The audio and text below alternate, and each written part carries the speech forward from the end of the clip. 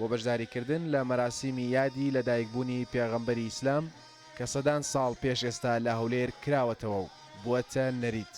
نەریتێک لەو کاتەوە تا ئێستا لە زۆربەی وڵاتانی ئیسلامی پێڕەو دەکرێت. قەرەباڵغی شارەکانی باشووری کوردستان لە میادەدا هەروەکو ساڵانی پێشووترە. بەڵام قەیرانی دارایی و شەڕ کاریگەری لەسەر ئەم یادەش کردووە. هەمووان بە ئاسانی هەست بۆ دەکەن مەولودی ئەم ساڵ لە چاو ساڵانی ڕابردوو جیاوازە.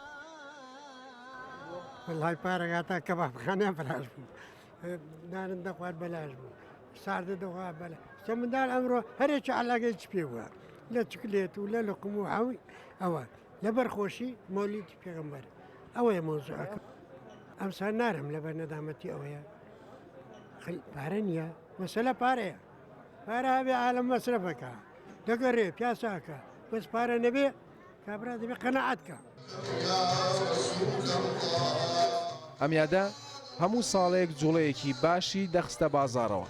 چەند ڕۆژێک بەر لە هاتنی یادی لەدایکبوونی پێغەمبەری ئیسلام بازار بە تەواوی گەرم دەبوو، بەڵام ئەم ساڵ ئەو جوڵەیە نابینرێت.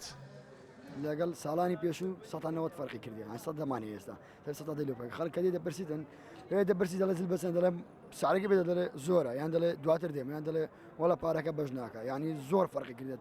خەڵک زۆر شتی لێمان دەکرد، بەڵام ئێستا کەس نایکڕێ. لەگەڵەوەشدا بەشداری خەڵک و زیندوو ڕاگررتنی ئەم یادە لەسەر جەم شار و شارۆچکەکانی باشووری کوردستان ئەوە دەردەخات هەرچۆنێک بێت موسڵمانان یادی لەدایکبوونی خۆشەویستترین کەسیان لەبیر ناکەن. پێغەمبەری ئیسلام محەممەد عەبدوڵڵا دوورەتی خوای لەسەر بێت لە 12ی ڕەبیع الئەوەلی ساڵی 571 لە شاری مەککە لەدایک بووە. لە ساڵی 1220 زاینیەوە سوڵتان مزەفەرەدین کۆکبەری فەرمانڕەوای ئەو کاتی هەولێر ئەم یادەی کردوێتەوە. سوڵتان مزەفەری کۆکبەری بۆ یەکەم جار لە مێژووی ئیسلامدا لە سەدەی 13دا یادی لەدایکبوونی پێغەمبەری کردوێتەوە. یادێک کە لەو کاتەوە تاکو ئێستا بە بەردەوامی دەکرێتەوە و ساڵ بە ساڵیش گەرم و گوڕتر دەبێت. نەبەر حوسێن ڕووداو، هەولێر.